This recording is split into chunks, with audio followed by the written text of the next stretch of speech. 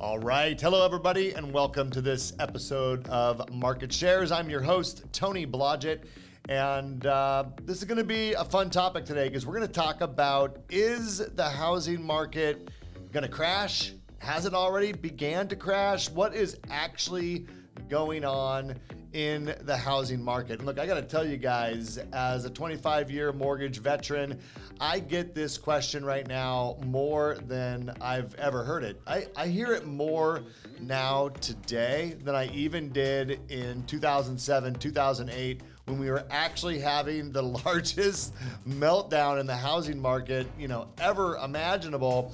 And yet people weren't talking about it at the same level that they seem to be today. So I want to look at some facts and some stats and actually talk about what's really going on, because the first thing I want to point out is the housing market as we see it today in 2022 is literally nothing like the market that we had in 2006, 7, or 8, leading up to the Great Recession, which we all know saw, I think, an average of about a 37% drop in home values, but in certain markets, even significantly lower than that.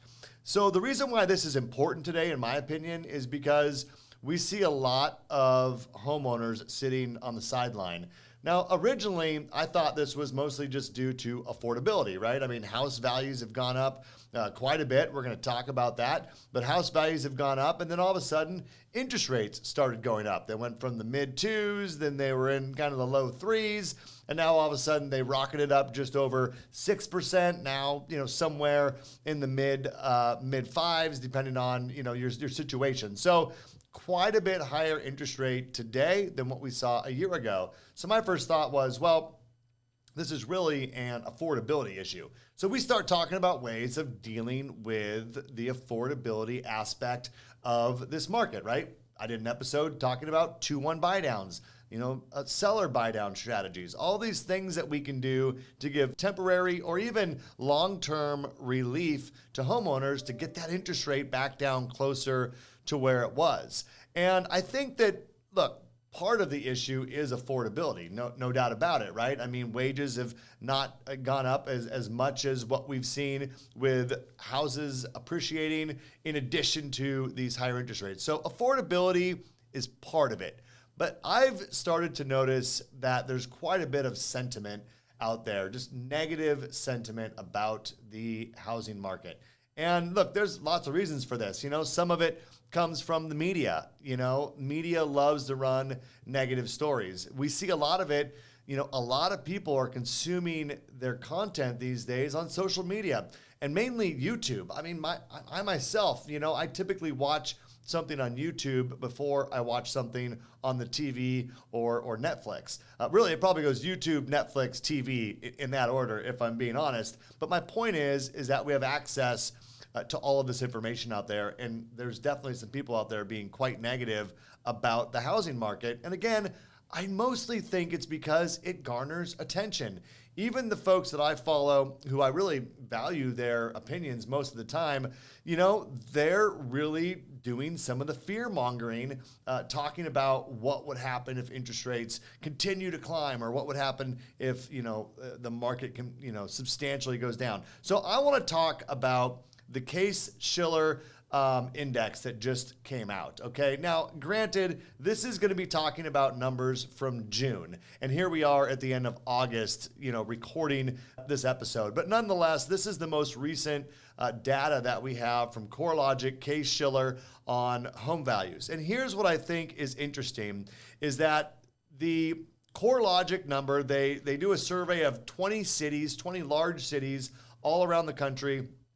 And the pricing index showed that it slowed to 18.6% year over year in June from the previous month, which showed 20.5%. So I've given this analogy on this show before, which is that, we were driving down the freeway at breakneck speed, meaning the real estate market was just on fire. And now what we're doing is we're coming up to some traffic and things are slowing down. And that's exactly what this report showed. To have appreciation year over year at 18.6% in June. That's pretty staggering. That means just in the last 12 months leading up to June, we saw an 18% increase. Now, when you listen to these people that are kind of negative about the housing market, I've heard people say, look, we're probably going to see a 10% drop in values, maybe a 20% drop in values. I mean, during the Great Recession, when we had significantly worse conditions, we saw a 36% drop in values. And that was with everybody purchasing multiple homes. We had a lot of investors. Nobody qualified for the mortgages that they were taking out. They were stated income, no doc loans, subprime loans. And then you couple on top of that, no one had any equity. And we had a lot of adjustable rate mortgages that were based on very bad terms. All of that happened at once, and we lost 36%. You guys, even if the market retracted 1 year worth of gains, it would be 18.6% based on June's numbers. I think that's important to put into perspective. Now, obviously, as someone purchasing a home, we don't want to see any retractment in what the value of the home is. But if you looked at the appreciation that we've seen in the last 5 years, we're not going back in a worst case scenario, in my opinion, more than what we've probably seen in the last 6 months. And what do you think that we've seen in appreciation? Just in the last 6 months, you guys, it's up over 10%. It's 10.6% in the last 6 months. I mean, we haven't seen, there's only been 4 years in the last 20 years where we've seen that level of appreciation in a year, and we've seen it in the last 6 months. So we're talking about a market right now that has a little bit of room to soften. Now, let's talk about the areas of the country that have been hit the hardest with this. And before I go into that, I want to also point out that everything in this article and every article that I've read that I think is credible is talking about the news is telling us, the facts are telling us that things are increasing at a slower pace. That is a lot different than the market crashing, the housing market, tanking. Increasing at a slower pace is a much more palatable and realistic explanation of what's actually happening. Things are slowing down, there's no doubt. So, which markets are feeling this the most? Well, I live up here just north of Seattle, Washington, and Seattle is number one on this list with a month-over-month change from May to June of down 1.9%. But then you have San Francisco, San Diego, Los Angeles, Portland, all of these cities that are here on the West Coast. We move inland, Denver, and then the list goes on from there. Washington, D.C., Boston, Minneapolis, Detroit, Dallas, Phoenix, okay? So, look, the West Coast is definitely feeling this. Why? Well, higher priced homes that went up a lot quicker than other markets did. And we're starting to see these homes definitely from their peak. We're seeing price reductions. We're seeing where, sellers are anxious to get their homes on the market as quickly as possible to kind of stay ahead of this trend.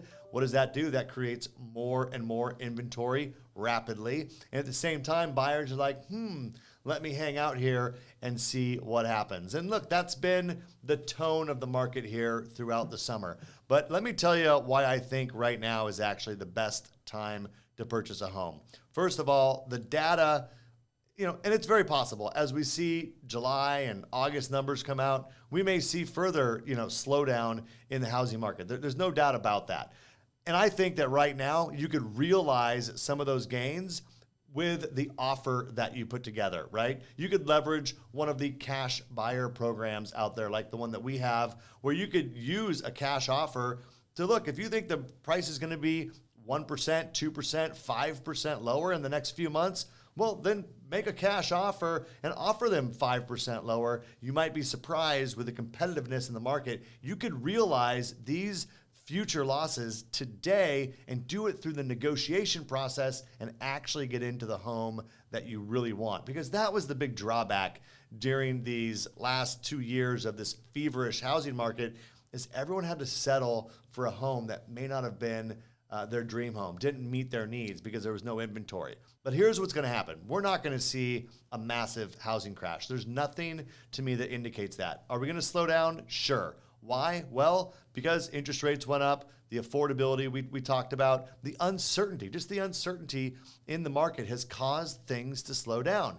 But I think what's happening right now, I saw another report came out same day as the Case-Shiller, talked about U.S. Consumer Confidence Index jumps to 103.2 in August from 95.7 in July, and the first time in over 4 months that we've seen a jump in consumer confidence. Why? Well, mostly because gas prices are coming down. We saw the inflation number for the first time be a little bit lower. So it looks like there are some of the most negative things that have been happening over the last 4 months during the same time that we're seeing this slowdown in the housing market, during the same time that we're seeing interest rates increase.